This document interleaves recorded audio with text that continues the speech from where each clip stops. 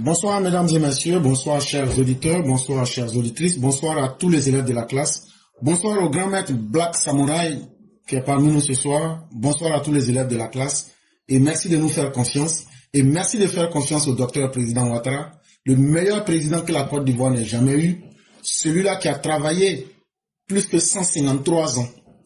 Et ça, on doit être fiers, nous les militants du RDR-RHDP, c'est nous qui avons permis à la Côte d'Ivoire ce que Oufoué a fait, et jusqu'à Gbagbo, en 51 ans, quand tu multiplies ça par 3, c'est ce qui donne 153 ans.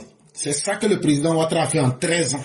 C'est un homme exceptionnel, c'est un homme qu'on doit célébrer, c'est un homme qu'on doit glorifier, c'est un homme qui rentre, qu'on le veuille ou pas, dans l'histoire de l'humanité. Et cet homme-là, on doit, avec beaucoup de fierté, proclamer ce qu'il a fait et être fiers que nous, les militants, des simples citoyens lambda, c'est nous qui avons permis à M. Ouattara de venir faire le travail et de montrer ce qu'il a appris véritablement. C'est grâce à vous les militants du RDR-RHDP et c'est à vous que reviennent les remerciements.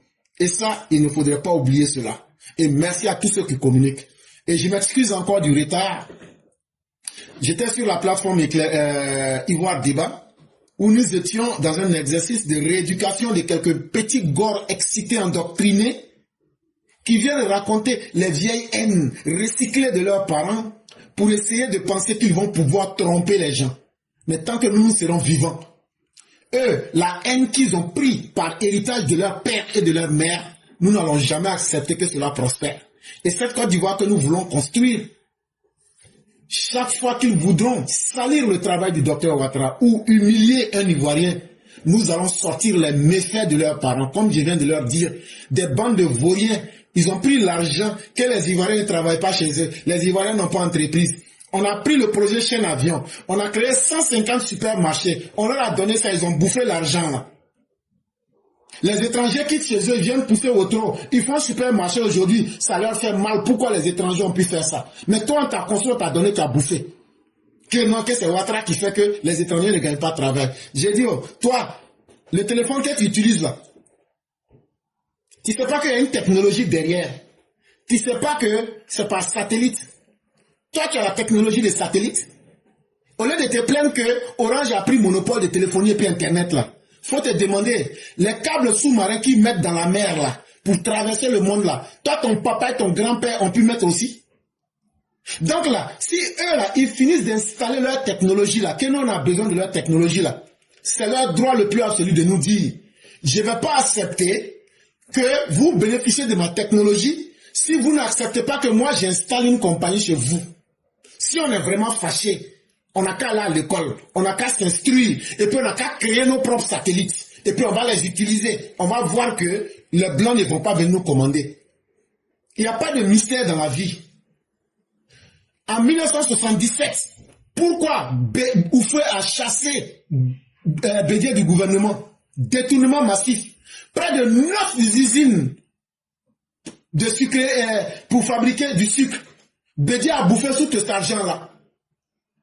Et les enfants de ces haineux recyclés veulent venir s'asseoir, c'est parce que les Ivoiriens n'ont pas de travail. Mais même quand on donne du travail aux Ivoiriens, vous êtes tellement lâches que vous bouffez l'argent de ce travail-là. C'est ce qui fait que les étrangers viennent. Si on est fâché là, on n'a qu'à prendre le courage sur nous de travailler, de commencer à pousser au trou, de commencer à vider les trous de WC. Quand tu vas savoir ça là, quand on va te donner un supermarché là, tu ne vas pas bouffer son argent. C'est ça qui est la vérité qu'il faut qu'on dise aux Ivoiriens.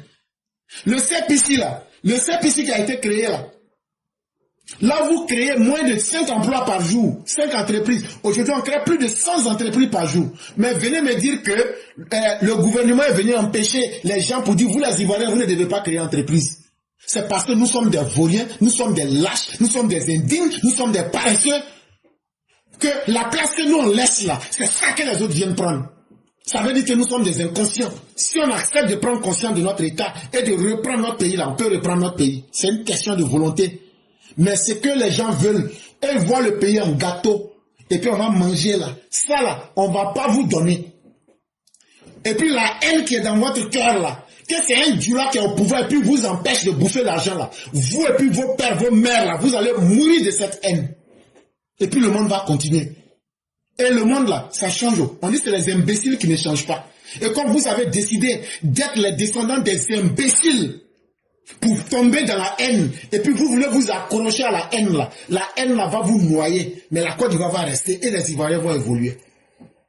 Vous pensez que faire la politique, c'est vous et puis vos familles là, c'est vous qui connaissez le bonheur quoi. Le restant des Ivoiriens, eux ne connaissent pas le bonheur, eux doivent connaître la souffrance. Ça c'est terminé.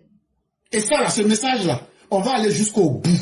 Voilà des petits menteurs, il y a tel qui a travaillé à la CAN et ils n'ont pas payé son argent.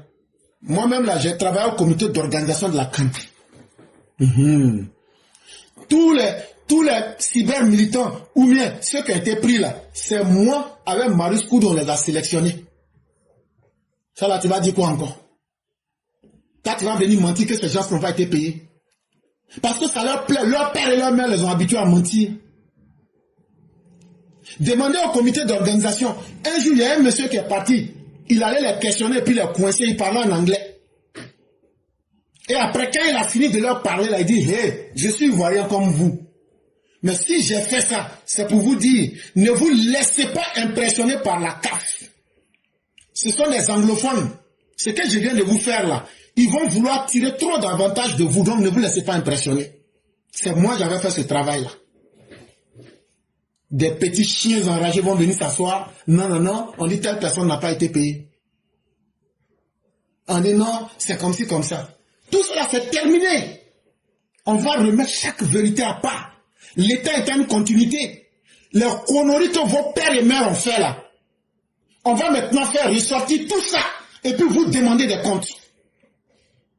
Et puis vous demandez des comptes. Le débat sur le travail de Ouattara, moi je ne vais jamais être quelque part et puis quelqu'un va venir salir le boulot de Ouattara et puis je vais m'asseoir pour te regarder. Ça jamais. Il faut qu'on soit d'accord sur ça. Je n'ai pas dit que nous sommes dans un régime parfait. Nous sommes même dans un monde imparfait où il faut augmenter.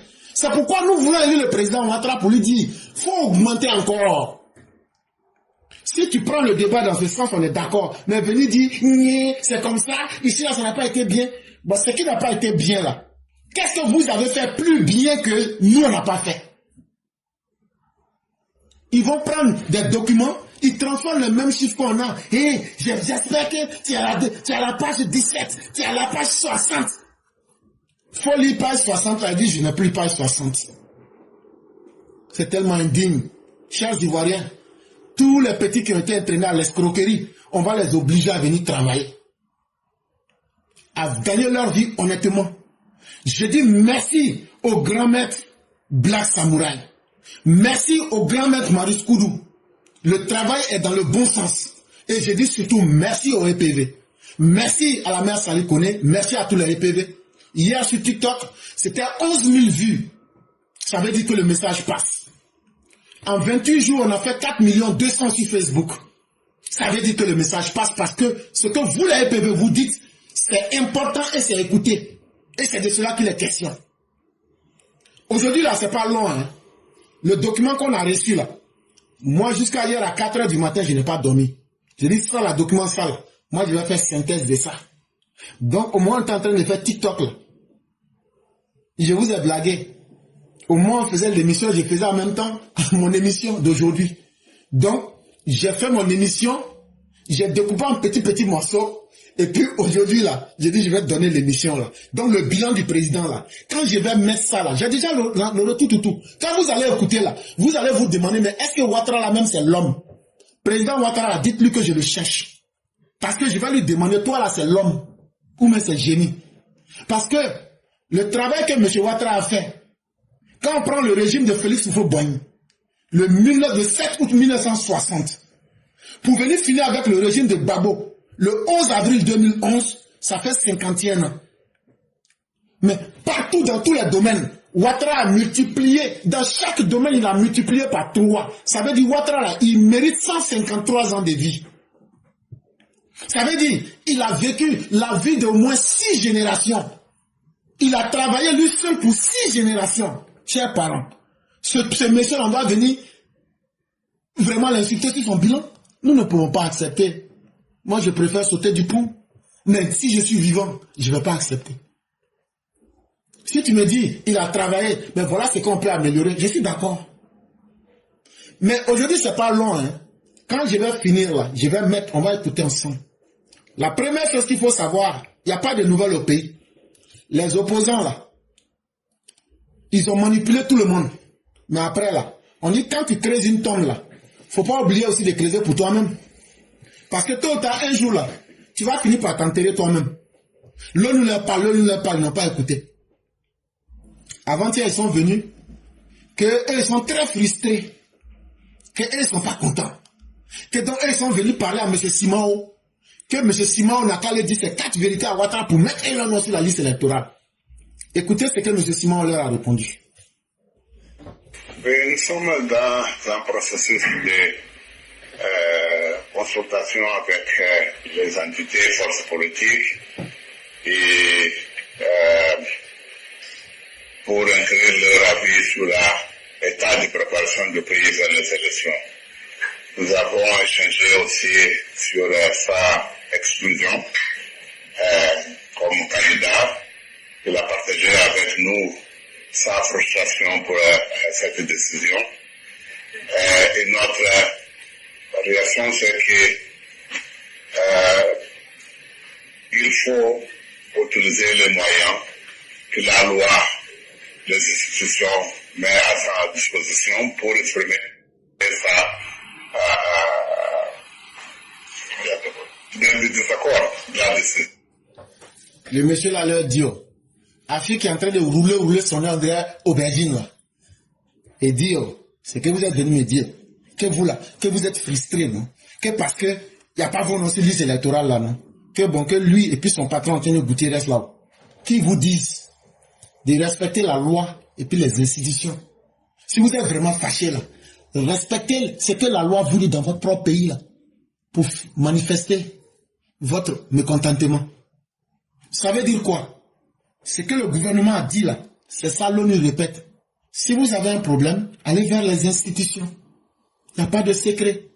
Et ça, c'est l'accord du 5e dialogue politique avec ces mêmes opposants. Ils ont mis leur signature. C'est quelle personne, toi qui signes un document et puis tu ne veux pas respecter? Cette fois-ci là, on va vous faire respecter ça. L'ONU est d'accord avec ça. L'ONU est d'accord avec Ouattara.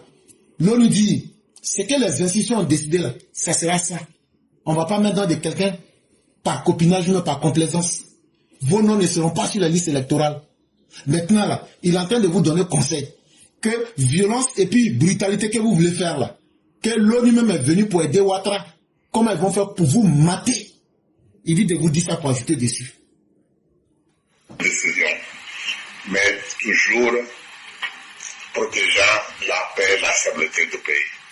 Il dit, même si vous voulez être violent là, ne soyez pas les ennemis qui vont mélanger la paix et la stabilité en Côte d'Ivoire.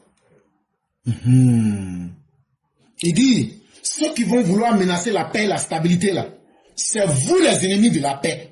C'est vous qui avez dit que vous allez brûler le pays. C'est vous qui avez dit que vous allez nyarami le pays. C'est vous qui avez dit que les élections n'auront pas lieu là.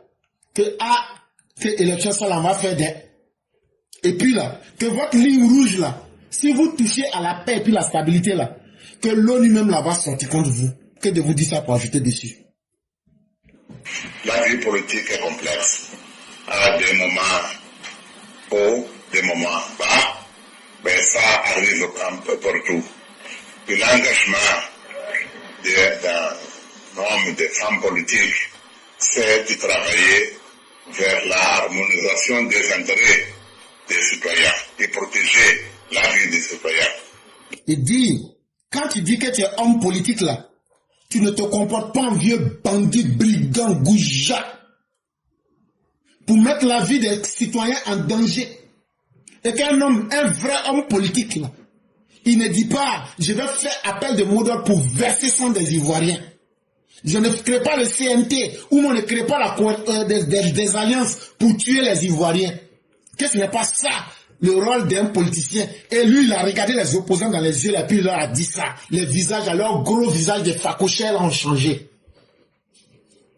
Personne ne vous aime, personne ne vous respecte. Parce que vous-même là, vous vous êtes fait manquer de respect dans tous les sens.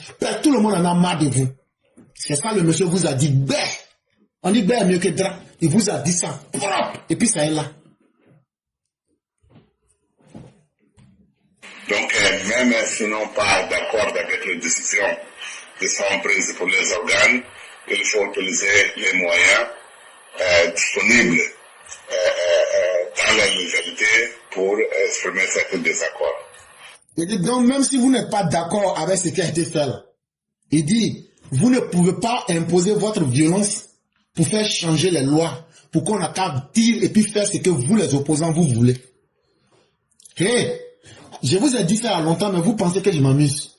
Quand il parlait là, ça là, il a dit cette vérité là au siège du FPI.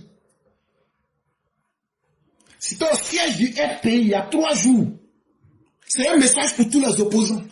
Donc quand vous avez menti à tout le monde que l'ONU est venue pour Ouattara là, voilà maintenant la vérité qui est en train de sortir ici. Vous dites quoi maintenant? Continuez à mentir à vos militants. Nous irons continuer à travailler aussi, comme Nations Unies, pour encourager les uns et les autres à trouver les moyens, les formules, les pratiques pour des élections apaisées. Je répète toujours que notre but principal, c'est d'avoir voir des élections paisibles, apaisées à Côte d'Ivoire. Il dit, l'objectif de l'ONU là, ils veulent des élections sans violence. Ça veut dire quoi? Ça veut dire, on est venu demander à M. Ouattara, qu'est-ce qu'on peut faire pour que on a qu'à boucler le pays pour qu'il n'y ait pas de violence? Ça là, c'est ce qu'on appelle le langage diplomatique. Mais nous là, nous sommes des villageois. Nous on n'est pas là à l'école. Donc nous là, on vous dit les choses claires, simples. Ils disent, la paix que l'on a fait aujourd'hui, le développement que eux voient là, personne ne va venir pour gâter ça. Que eux sont venus demander au président Ouattara, qu'est-ce qu'on peut faire pour t'aider, pour que la prospérité, le développement qui est là, ça n'a qu'à continuer. Donc là, tout est perdu pour vous. Même dans la violence là, l'ONU est venue vous dire que le monde entier va s'associer pour empêcher la guerre en Côte d'Ivoire. Donc, chers Ivoiriens, vous êtes en train de voir la puissance de la diplomatie du président Ouattara. Lui ne se déplace pas pour l'ONU, mais c'est l'ONU qui vient vers lui. Ça s'appelle la grandeur. Ça s'appelle la force d'un homme. Et c'est cet homme-là, avec son intelligence, lui n'est pas là à l'école pour devenir un bavard.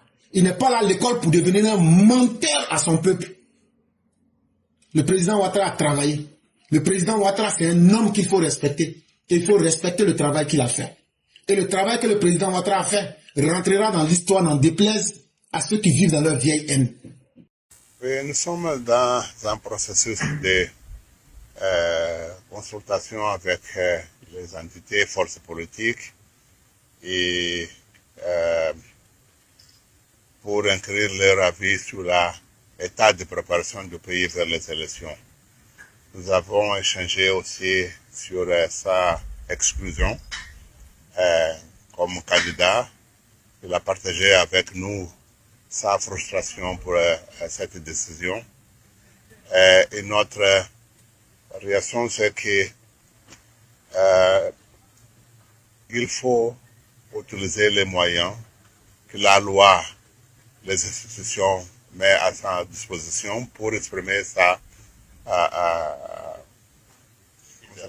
désaccord de la décision, mais toujours protégeant la paix et la stabilité du pays.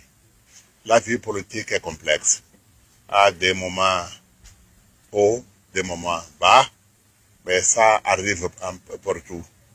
Et l'engagement d'un homme, de femmes politiques, c'est de travailler vers la harmonisation des intérêts des citoyens et protéger la vie des citoyens. Donc, même si nous n'sommes pas d'accord avec les décisions qui sont prises pour les organes, il faut utiliser les moyens disponibles dans la légalité pour exprimer cet désaccord. Nous irons continuer à travailler aussi, comme Nations Unies, pour encourager les uns et les autres à trouver les moyens, les formules pratiques pour des élections apaisées. Je répète toujours que notre but principal, c'est d'avoir voir des élections paisibles et apaisées à Côte d'Ivoire.